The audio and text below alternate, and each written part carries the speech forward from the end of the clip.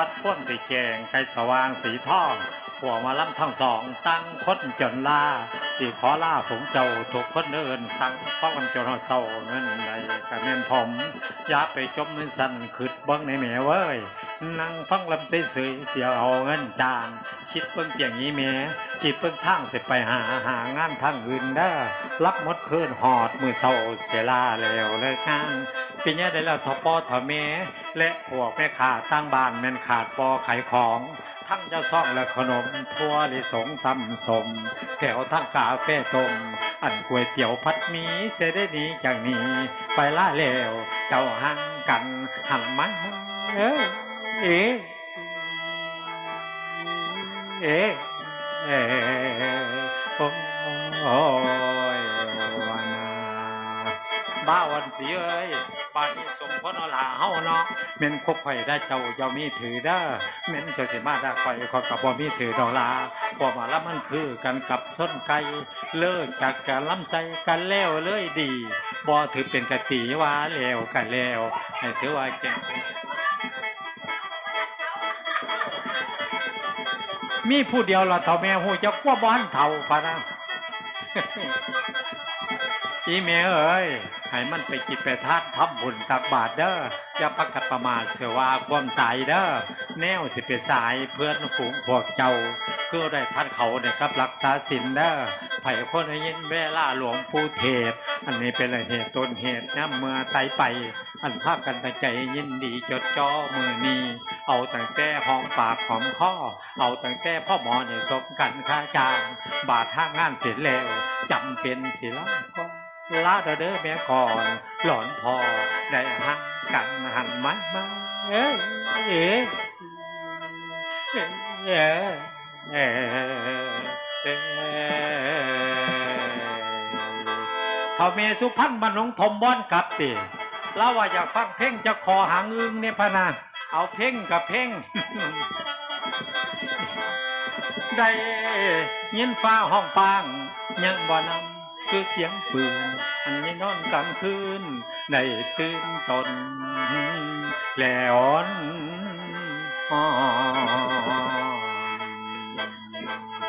นอนกอดปืนแทงลานหมุนหมอนไม่แก่นแก่นเดียวหลังนายบ่หูหรือมีสู้สีแดงดอกจำมาดีใจบ่น้องข้าเป็นพี่กินทหารเป็นพระหวานจักพาดเป็นเจ้าบ่าวว่าน้ำพี่มาเสียใจหลายบาดได้จับเอาได้ใบแดงได้พัดหนึ่งไอ้ไม่คิดก็ถึงให้หนึ่งปีภาคนาให้เปลี่ยนบ้าอยู่ซะย้ำมาได้อำหูว่าที่รักมีแฟนต่างเจนอยู่ชายแดนห่วงกาเลยถูกแล้วเศร้าสุขเถิดปวงพระชาตายเมื่อไหร่ก็บึ้งกันลงแต่ขอไม่ทันจะเจอจักงัดเรื่องทำอาหารเด่นนี้พอบอกตามตกสิ่งที่ประสงค์เราพาจากไปกับนักใดที่การหัวใจก็ถูกดีกว่าทหารเป็นนักรวยมองมองตอนตัดมองน้องพาขัดยันนะนำมาพ่อสุขเบียงเมื่อกี้ผู้รับเลี้ยงสุขเบียงเย็นเขาสิกับตาเขาบ่อยเขาไปสั่งก็หิวเขาน้ำย้ำเขาคือสนามเมื่อยามเสียงปืนตกชับในอกเสียงทิ้งน้ำไปที่อยู่โดมาเปียคณะเพื่อนด้วยกันเมื่อกี้คุยกันอยู่เพียงชั่วผู้สู่สวรรค์บางคนตายติดพัดไม่ได้ยินเสียงวนกลางบางคนรออาแม่ลูกไก่แน่หมดคนตายเพราะสิ้นเสียงปวดขาลางแต่หันขาติดจางเป็นการลาวิธีการอยู่แนวหน้าเสร็จต่อในละบ้างต้องสู้โยกแฟนกันตาพอได้กลับบ้านขอว่าบุญมีใจผีโปเกมบ้านแง่เด็กหาแม่แสกป่าเถื่อนตึงต้องบอกนั้นยังเสียงปืนลั่นตึงหนึ่งนามีจุงเพื่อนสัตว์ซื้อคือปืนที่จูบุญขับบุญสู้สี่คืนบ้านเต้ย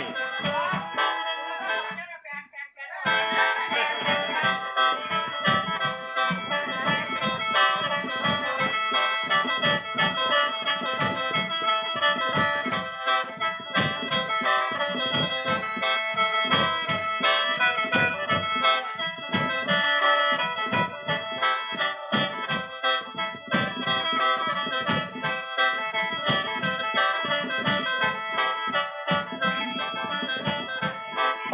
เนาะนะคันโดน้อสาวคันจบจังนั้นคิดว่าจังน้องไปสิมองคำนางประทายรับลำไม่สวดคำนี่โยโยโยโยก็รอจากไทยไปให้เจ้าไม่แย่งผู้น้อยดอมแดงคนสวดมนต์ในบาบ้าตายขึ้นไทยที่บ่ไรขึ้นก็เด่นสอนมองบ่เลือหากระตาสีน้ำหูผามางเหงาเจ้าโอสุวรรณ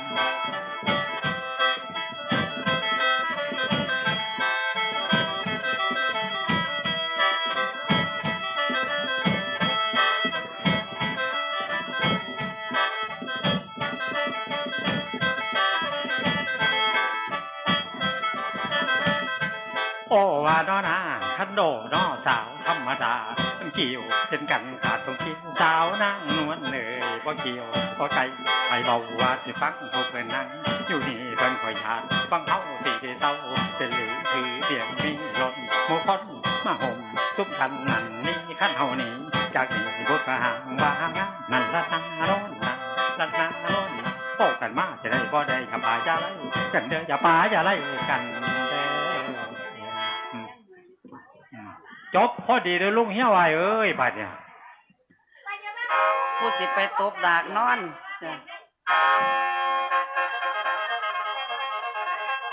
ให้กำลังใจกันเนาะแม่เนาะเพิ่นว่าฝ่าห้องหาวเสียงเงาๆดังมาตึงแล้วปั่นหวนมาสั่งพี่น้องข้าวสิได้เจ้างานกันพ่อใหญ่แม่ใหญ่เอ้ยเพิ่นมาฝ่าห้องโป่งเสียงทรงโทรทัศน์หาหมอลำบนสีลำบ่ชัดโปรดอภัยให้ฉันด้วยฝ่าเอ้ยน้อเพิ่นว่าฝ่าห้องสวยไม่ไม้ลำสีได้เอินสั่งเวินวังไก่แม่น้ำคือลำเบินสั่งผู้ฟังคือลำเบินแม่นสั่งแฟนน้อยน้ย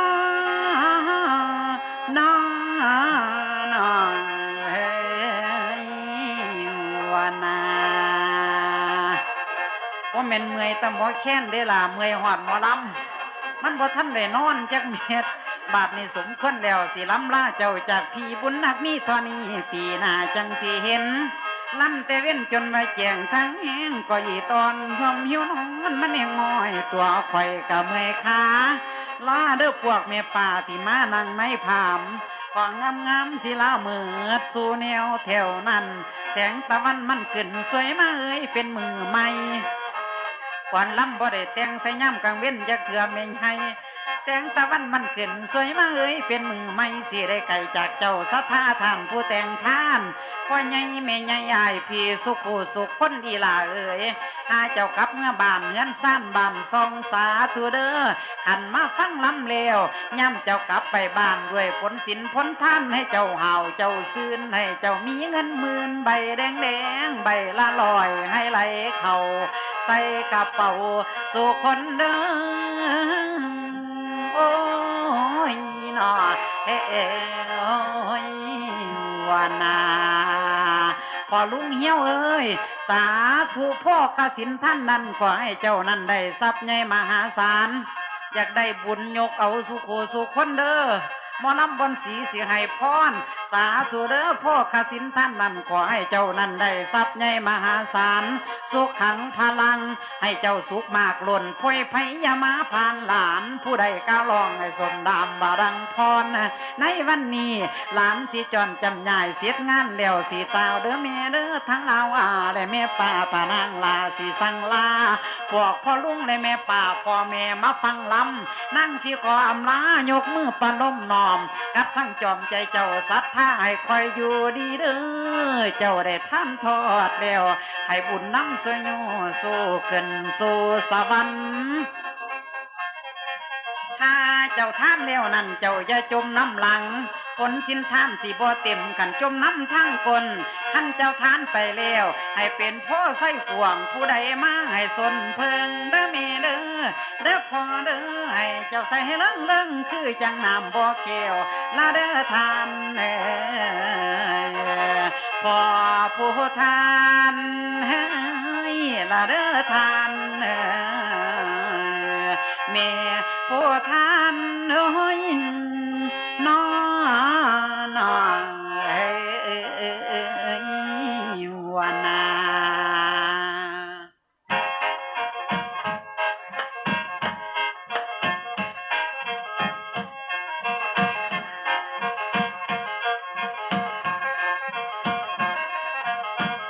นั่นแน่ก็พี่ใส่เอ้ยนั่นแน่ก็พี่ใส่เอ้ยขันการลำเตยขันการลำเตยมาตั้งแต่เวียงจันทน์จังว่าการลำพันมาแต่เวียงจันทน์พุ่นเขาว่าเวียงจันทน์สาวร้อยยักษ์ว่าสิโพบัดลาขะแตงสร้างหน่วยอยู่ปลาย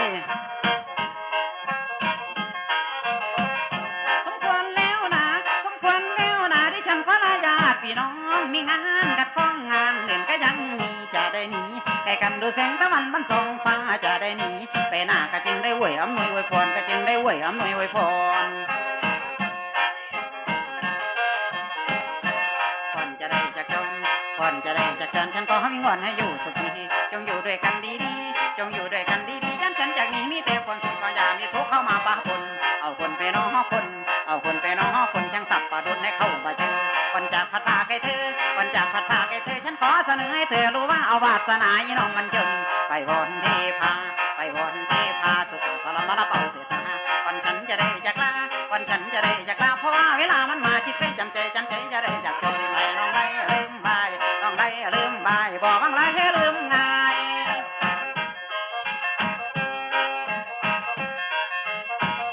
ต้องได้ลืมบายบอกบางไรให้ลืมง่ายฟ้าบ่พาหัวผีผู้ใหญ่นี่บ่เปิดมาน้อยนางลาแม่นบ่ไรเว้ยนั่นละนาโน่นในนั่นนาละนาโน่นในนั่นนาทางตาเจ้าสักบาลาทางตาเจ้าสักบาลาที่ฉันขอลาไปแล้วที่ฉันขอลาขันไปแล้วขันไปแล้ว